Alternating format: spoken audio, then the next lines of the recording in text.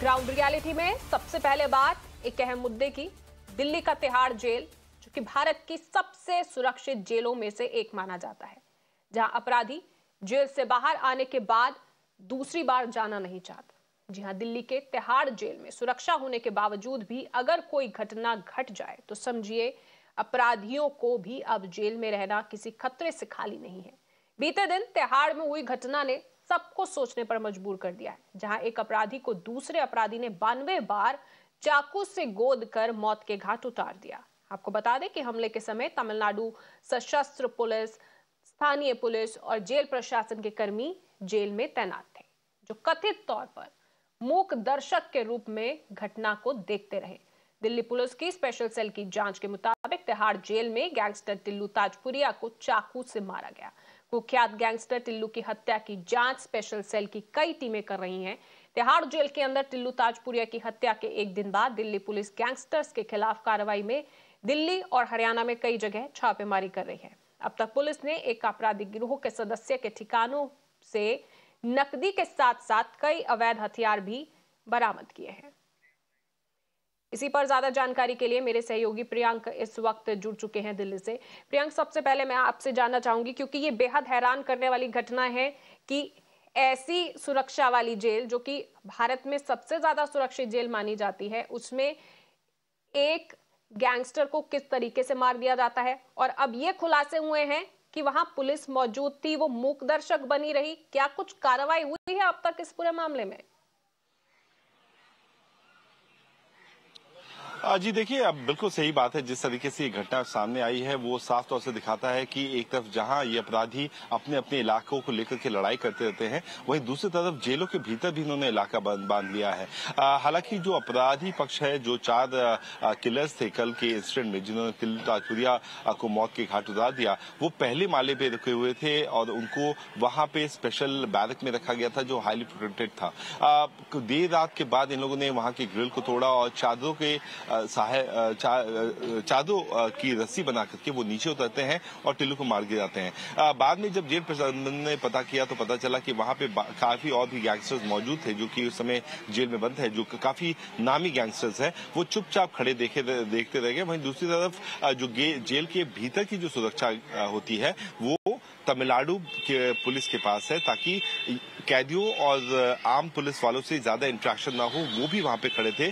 कई बार टिल्लू ताजपुरिया पे हमला किया गया और उसके बाद जब तिहाड़ के प्रबंधन के लोग आए, उन्होंने उस पर चादर डाली। उसके बाद ये अपराधी वापस आए, उन्होंने कई दफा मारा। जो पोस्टमार्टम फाइंडिंग है वो दिखाती है तकरीबन 41 की जो रिपोर्ट आ रही थी उसको खारिज किया उन्होंने। और उनका कहना है कि तकरीबन 90 से ज्यादा बार नोकदार चीज से टिल्लू ताजपुरिया पे अटैक किया गया। अगर हम आपकी दर्शकों की इसकी पृष्ठभूमि में ले जाएं तो ये कोई छोटा गैंग नहीं है। हम बात कर रहे हैं दिल्ली, हरियाणा और पंजाब से जुड़े गैंगस्टर्स की।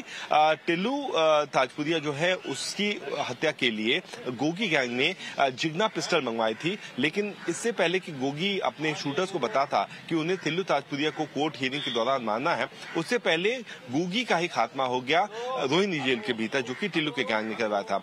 उसका बदला लेने के लिए टिल्लू की हत्या की गई। लेकिन आप चौंक जाएंगी क्योंकि ये जो पिस्टल्स थी, जो जिग्ना पिस्टल आई थी जिसे टिल्लू ताजपुरिया को मारने के लिए मंगाया गया था, उसी पिस्टल और उसी शूटर का इस्तेमाल करके यूपी में अतीक अहमद और उसके भाई अशरफ की हत्या होती है। तो एक सिलसिलेवार तरीके से आप देखें तो बिहार के उत्तरी भाग से लेकर के यूपी के गैंगस्टर्स, फिर पंजाब, हरियाणा, ये सब के सब एक संगठित गिरोह के तहत काम कर रहे हैं, जिसपे एनआईए ने भी काफी कार्रवाई की थी।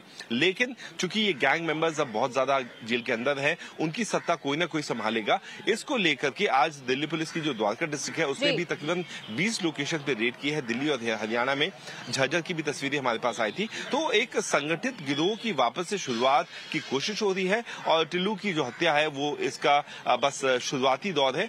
पुलिस के सूत्रों के मुताबिक ये लोग आपस में एक बार फिर से गैंग वॉर कर सकते हैं। जी, बहुत बहुत शुक्रिया प्रियंका आपका इस तमाम जानकारी के लिए। और इसी पर चर्चा के लिए मेरे साथ इस वक्त वेद भूषण जी जुड़ चुके हैं, जो कि रिटायर्ड एसीपी है दिल्ली पुलिस के। वेद भूषण जी, बहुत बहुत स्वागत है आपका मेरे नाव पर। मैं आपसे इस पूरे मामले पर यह जरूर समझना चाहूंगी कि जब 2 गैंगस्टर्स की आपस में लड़ाई होती है, इस दौरान अब ये खुलासे हुए हैं इस पूरे मामले में कि वहां पर जो तैनात अधिकारी थे वो मूक दर्शक बनकर खड़े रहे। तो ऐसे में सबसे बड़ी जिम्मेदारी वहां पर तैनात अधिकारियों की ही होती है कि ऐसी घटना को रोके। तो आखिर सिक्योरिटी लैप्स हुआ है, तो इसमें उनको क्या करना चाहिए था, कहां कमी रह गई? आखिर किस तरीके से एक सुरक्षित जेल में एक गैंगस्टर को मार दिया जाता है? इंद्रजीत जी, सबसे बड़ा सवाल यही है कि क्या अब ये गैंगवार रुक पाएगी या अभी और ज्यादा तेज होगी। तो मेरा मानना यह है कि जिस तरह से गैंगवार स्टार्ट हुई थी और 400 से ऊपर ज्यादा लॉरेंस बिश्नोई के और नीरज बवाना का जो गैंग था, पूरा आप अभी हरियाणा, दिल्ली, उत्तर प्रदेश से नहीं, कनाडा और दूसरे कंट्रीज से भी लिंक निकल कर आ रहे हैं। अभी आपने देखा कि दीपक बॉक्सर को दिल्ली पुलिस ने मैक्सिको से अरेस्ट किया, 40 लाख रुपए पैसे खर्च करके वो अमेरिका भागना चाहता था। जो अभी आपने देखा कि डीजी हाईएस्ट पोस्ट होती है कमिश्नर के रैंक के, संदीप गोयल, जिनको जेल के विवाद में उनको सस्पेंड किया गया। 99 जेल कर्मचारियों के खिलाफ जांच की जा रही है सुकेश चंद्रशेखर के अंदर। तो ये जो सारे मामले हैं, जो जेल प्रशासन का कहीं ना कहीं इसमें या तो नेग्लिजेंस नहीं है, कहीं ना कहीं कनाइवेंस है, कहीं ना कहीं मिली भगत है इंद्रजीत।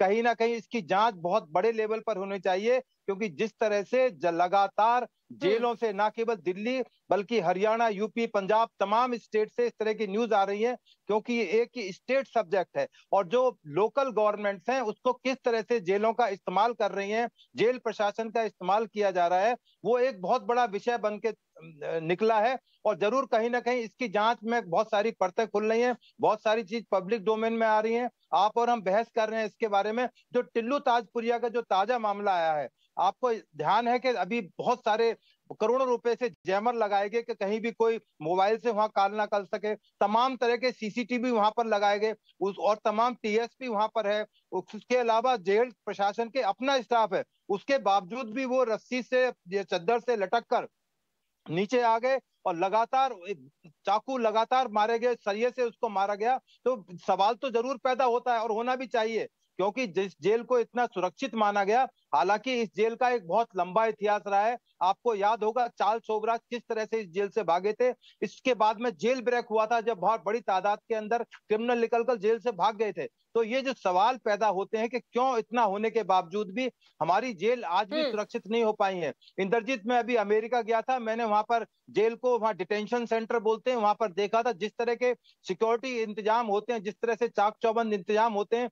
और हमारे यहाँ कमी नहीं है सिस्टम्स की, कमी नहीं है सीसीटीवी की, कमी नहीं है जैमर्स की, उसके बावजूद कहीं ना कहीं इसके अंदर कनाइवेंस है। मेरा बिल्कुल स्पष्ट मानना है, कहीं ना कहीं स्टाफ की मिली भगत से ये चीजें संभव मेरा हो एक सकती सवाल हैं, आपसे ये क्योंकि भी है, इसमें बहुत क्योंकि बड़ा जब पता पैसा है है। कि ये दो राइवल गैंग्स हैं, काफी समय से इनके बीच में राइवलरी चल रही है, तो ऐसे में क्या जेल में कोई ऐसा सिस्टम होता है कि किसी तरीके से हाँ, इनको मैं अलग उसी रखा पर जाए, ये आमने सामने ना आ हाँ पाए ताकि ये ना भिड़ सके?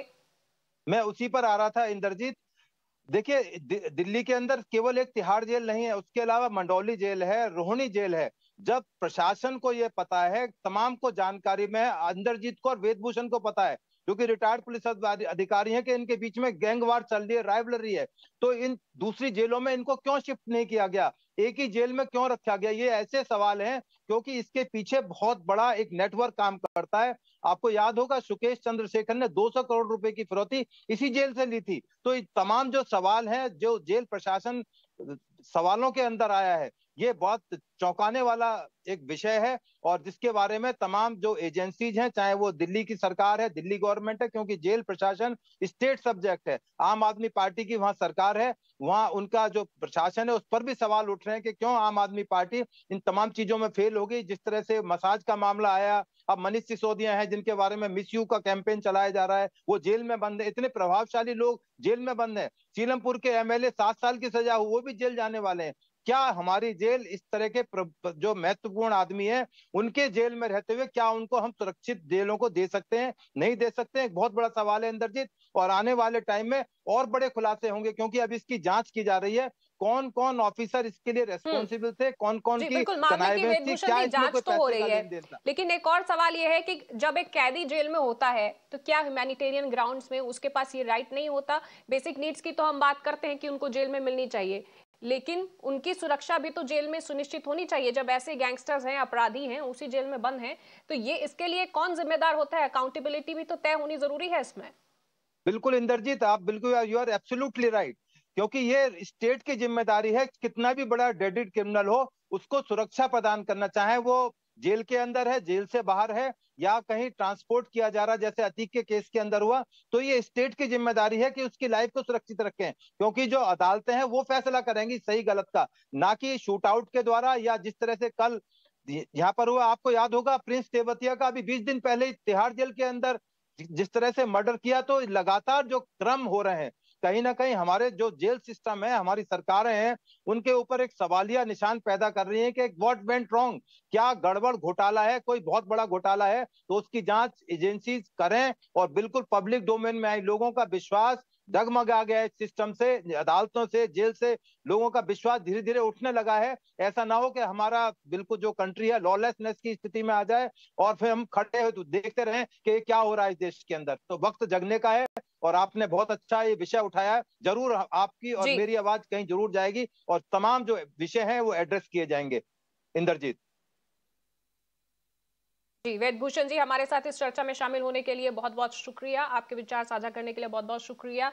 तो आपको बता दें कि जिस तरीके से टिल्लू ताजपुरिया का कत्ल किया गया, जेल के अंदर निर्मम हत्या की गई, उसके बाद अब दिल्ली और हरियाणा में कई जगह पर, कई ठिकानों पर गैंगस्टर्स के फिलहाल छापेमारी चल रही है। आपको अपडेट इस पूरी खबर पर हम दिन भर देंगे। फिलहाल आगे बढ़ते हैं।